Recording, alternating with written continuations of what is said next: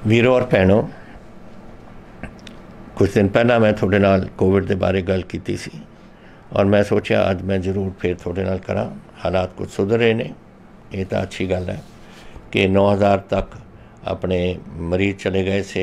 एक दिन 9000 होंगे से, हुण असीं अज दे दिन 6897 है। सो कुछ इंप्रूवमेंट हो रही है, प्लेटो हो के कुछ कंट्रोल आ रहा है। वो थोड़ी हिम्मत है, गवर्नमेंट की हिम्मत है। तुसीं जो गवर्नमेंट कह रहे हो कर रहे हो, मास्क पाने ने, हथ धोने ने, ये चीज़ां जो डॉक्टरां ने सानूं दसी है। इंजैक्शन लग रहे हैं, पर इंजैक्शन जिन्नी वैक्सीन आनी चाहिए सी वो नहीं आ रही साडे कोल, क्योंकि गवर्नमेंट ऑफ इंडिया के कोल इन्नी वैक्सीन है ही नहीं और वो दिंदे ने बहुत घट। असी ये बावजूद कि सानूं उन्होंने कहा सी कि तुसीं आप खरीद लो अपने 30 लाख डोसेज का, सीरम इंस्टीट्यूट में भेज चुके हैं और उन्हें पूरा पैसा उन्होंने भेजता। लेकिन हुण बड़ी घट साढ़े को 2 लाख आई है और मेरा ख्याल इस महीने के अखीर तक 3-4 होर आ जानी है। सो ये असी देना चाहते से जोड़े साढ़े 18 साल और 45 साल के बच्चे ने, या कोई जोड़े रह गए ने पुराने जिन्होंने कोई डायबिटीज़ है या कोई होर बीमारियां हैं, ताकि उत्थे लग सकन। वो गवर्नमेंट ऑफ इंडिया को देने चाहिए से, पर वो भी घट साढ़े को वैक्सीन पहुँच रही है। फिर भी कुछ कंट्रोल होया, जैसे मैं थोड़ा दसिया कि 6897 अपने कोल हुण केसिस ने। अज ये अच्छी एक किस्म की गल बनी है। इसका मतलब कि अपना थोड़ा जा कंट्रोल डाउनवर्ड जा रहा है, ये होना चाहिए। हुण ये नाल ही ये कॉन्ट्रडिक्टरी गल है कि 217 की साढ़े कल मौतां हुई ने। हुण क्यों हो रहा है? ये हो रहा इसलिए कि अपने बंदे जब हस्पताल गए से वो लैवल 3 के गए, लैवल 1 तक कोई जाता ही नहीं, वो तो घर च अपना इलाज हो जाता है। लैवल 2 के साढ़े कोल बैड्स भी बहुत ने और लैवल 2 के अखीर च जाके जब लैवल 3 पहुँच रहे उदों जब कोई बंदा बीमार हो जाता है उदों फिर हस्पताल की सोचता है। और उन्होंने विचों मेरे को अज 9902 यह जे मरीज़ ने जो ऑक्सीजन पर डिपेंडेंट ने, 429 जो वेंटीलेटर पर डिपेंडेंट ने। कल के दिन ऑक्सीजन यूनिट वाले बहुत घट हो गए, सिर्फ 4 बंदे ने जो आए ने और वेंटीलेटर ते 7। ਉਹਦਾ मतलब ये है कि ये बावजूद कि इन्ह पुराने मरीज़ों के विचों साडियां ये मौतां हो रही ने जो 217 है, लेकिन जो असी कन्फर्म्ड केसिस ने वो घट हो रहे हैं और साढ़े ऑक्सीजन सप्लाई वाले भी 4 ते आ गए और वेंटीलेटर सपोर्ट ते 7। सो ये पॉजिटिव साइन तो ये है। प्रॉब्लम साडियां ये आ रही ने कि ऑक्सीजन की साढ़े कोल घाट है। कुछ तो ये नहीं, इन्होंने वास्ते कुछ होर मरीज़ होंगे ने, होर बीमारियां के मरीज़ वो भी चाहते हैं।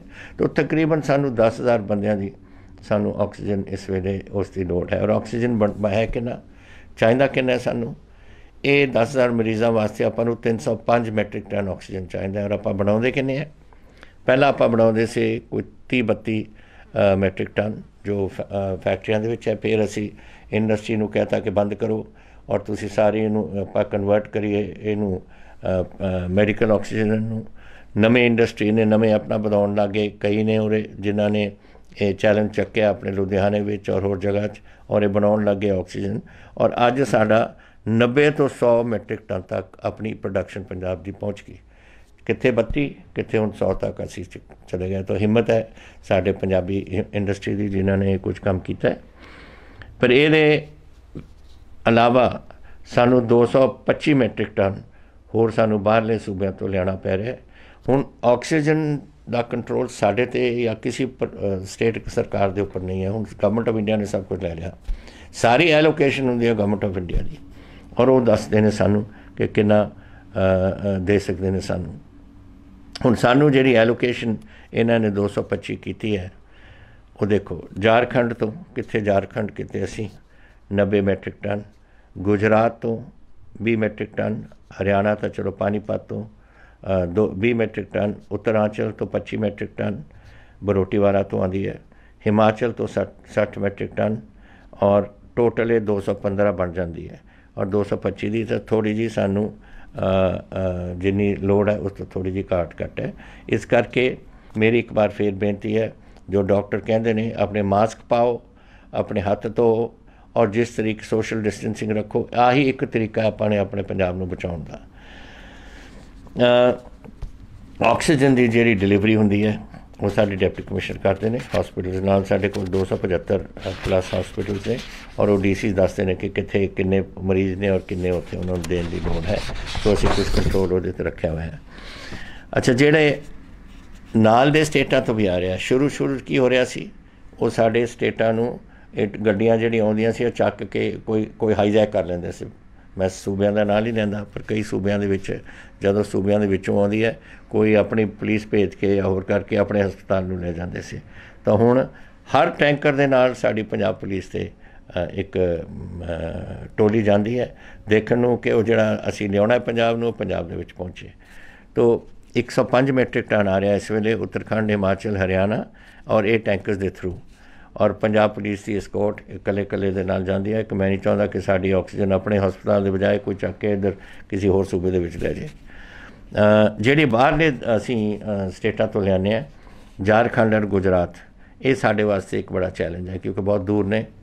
110 मैट्रिक टन उत्थों आना है तो असीं सानूं कुछ कदम चकने पे। पहला तो एयरफोर्स इन्हों फ्लाई करके ले जाती सी खाली टैंकर्स नूं रांची ते सूरत क्योंकि गुजरात और रांची क्योंकि बोकारो दे कोल है। और ये टैंकर्स फिर बोकारो चले जाते से और हज़ीरा जो गुजरात के विच है उत्थों असीं फिर भर के लियाउंदे से और फिर उत्थों 2 या 3 दिन लग जाते से वापस लिया। हुण इन्ने टैंकर ने आना जाना, ड्राइवर भी थक जाते से, गड्डियां दा भी नुकसान क्योंकि भार बड़ा हुंदा है। टैंकर का लोड हुंदा है तकरीबन 25 टन 25-30 टन। तो इन्ना ये सानू प्रॉब्लम आ रही सी।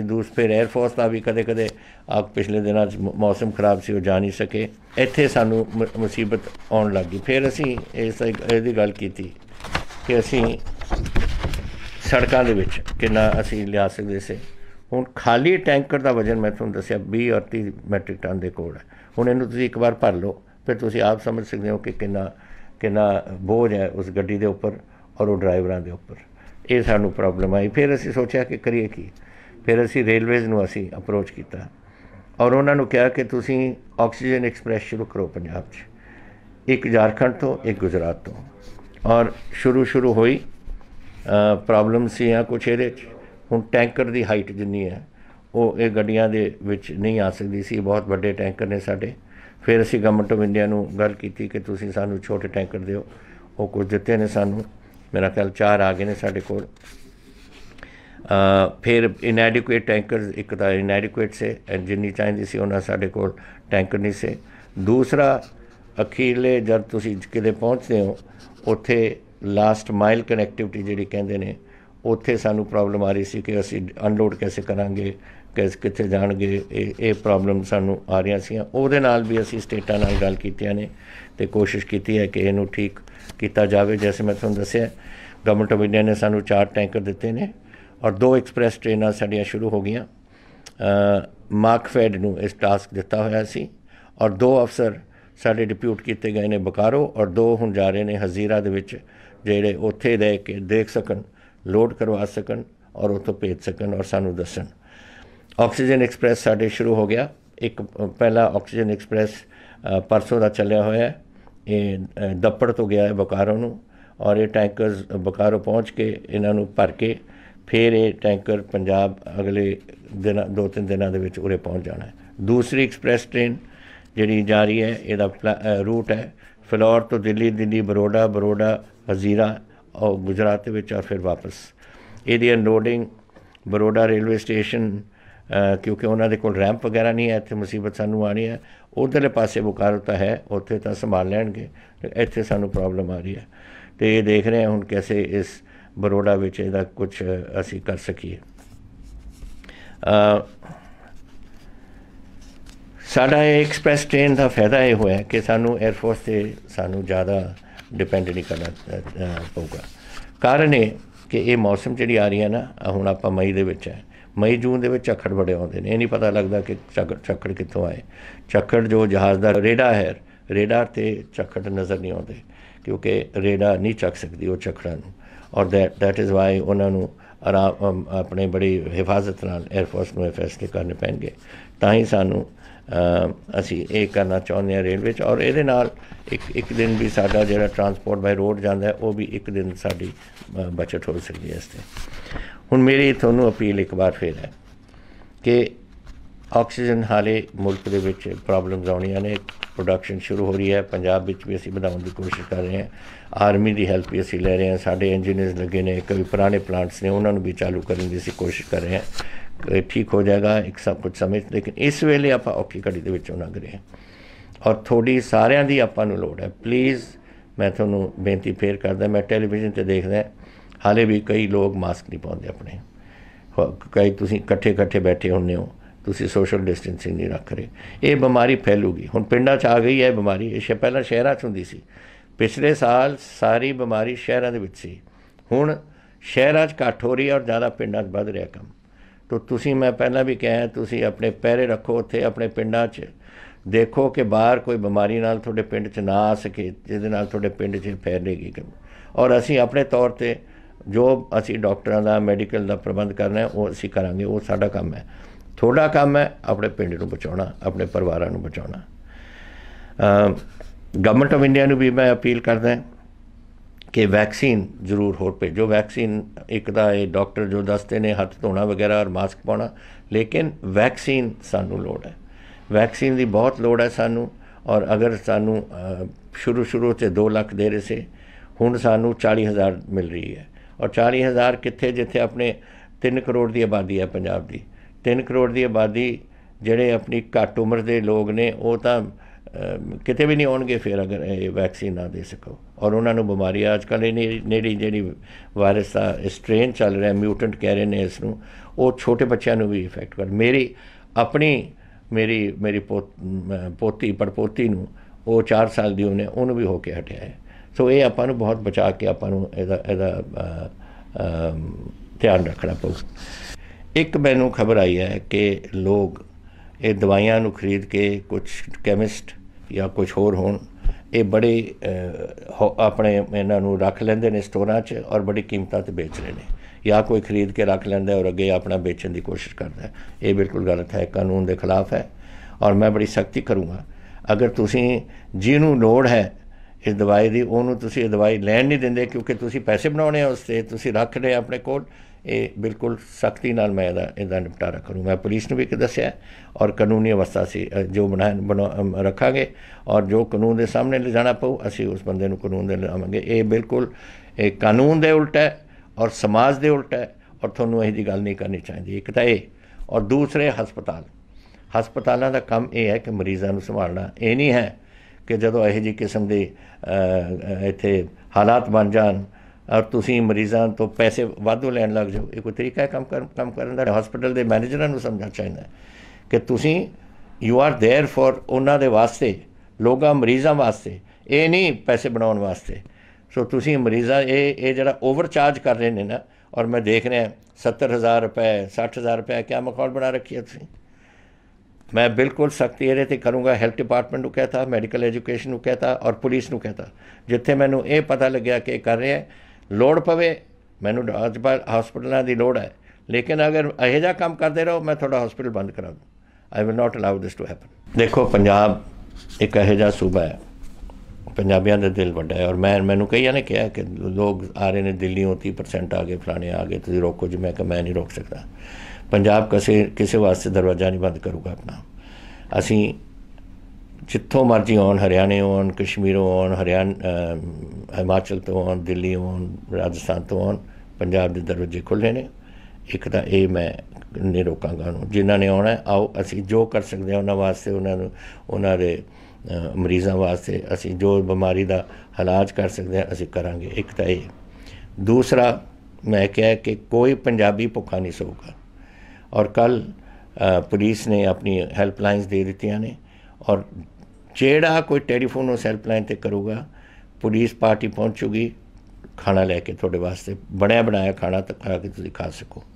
तीसरा असी ये फतेह किट दे रहे हैं जिहदे विच दवाइयां ने, वो दवाइयां थोड़े कोल पहुँच जाएगियां। अज अखबार 'च मैं पढ़िया सी कि कोई घाट होगी, घाट इसलिए होगी कि 10,000 तो मरीज़ हो गए हैं और कुछ पुराने जिहड़े मरीज़ उत्थे अपने घरां दे विच ने वो जल्दी असी बना रहे हैं, वो तुहानूं असी भेजांगे। तीसरा चौथी गल है कि असी खाने दे प्रबंध वास्ते राशन भी असी तैयार कर रहे हैं। हुण असी ये कर रहे हैं कि एक बैग दे विच 10 किलो आटा या कणक, कुछ आटा कुछ कणक, क्योंकि इस मौसम ਦੇ ਵਿੱਚ ਜਿਹੜੀ ਆ ਰਹੀ ਅੱਗੇ ਨੂੰ ਸੁੰਡੀ ਵੀ ਪੈਸੇ ਦੀ ਆਟੇ ਦੇ ਵਿੱਚ, ਤਾਂ ਤੁਹਾਨੂੰ ਉੱਥੇ ਪਿਉਣੀ ਪਈ ਆਪਣੇ ਪਿੰਡ ਦੇ ਵਿੱਚ। ਕੁਛ ਚਣੇ ਕੁਛ ਚੀਨੀ ਉਹ ਅਸੀਂ ਭੇਜ ਰਹੇ ਹਾਂ। ਗਵਰਨਮੈਂਟ ਆਫ ਇੰਡੀਆ ਨੇ ਵੀ ਕੁਛ ਕਿਹਾ 10 ਕਿਲੋ ਉਹ ਵੀ ਦੇ ਰਹੇ ਨੇ ਖਾਣਾ। ਲੇਕਿਨ ਇਹ ਰਾਸ਼ਨ ਐਂ ਦੇ ਰਹੇ ਅਸੀਂ ਕਿ ਅਗਰ ਤੁਹਾਡੇ ਪਰਿਵਾਰ ਨੇ, ਤੁਸੀਂ ਹੋ, ਤੁਹਾਡੇ ਘਰ ਵਾਲੀ ਹੈ ਔਰ ਤੁਹਾਡੇ 4 ਬੱਚੇ ਨੇ, ਤਾਂ 6 ਹੋ ਗਏ, ਤਾਂ 6 ਬੈਗ ਮਿਲਣਗੇ ਤੁਹਾਨੂੰ। ਔਰ ਤੁਸੀਂ ਆਪਣਾ ਰਾਸ਼ਨ 21 ਦਿਨ ਵਾਸਤੇ। ਇਹ ਮੈਂ ਇਸ ਲਈ ਕੀਤਾ ਕਿ ਜਿਹੜੇ ਬੰਦੇ ਆਪਣੇ ਦਿਹਾੜੀ ਕਰਦੇ ਨੇ ਨਾ, ਉਹ ਆਮ ਤੌਰ 'ਤੇ ਦੱਸਦੇ ਨਹੀਂ ਹੁੰਦੇ, ਡਾਕਟਰ ਕੋਲ ਜਾਂਦੇ ਨਹੀਂ।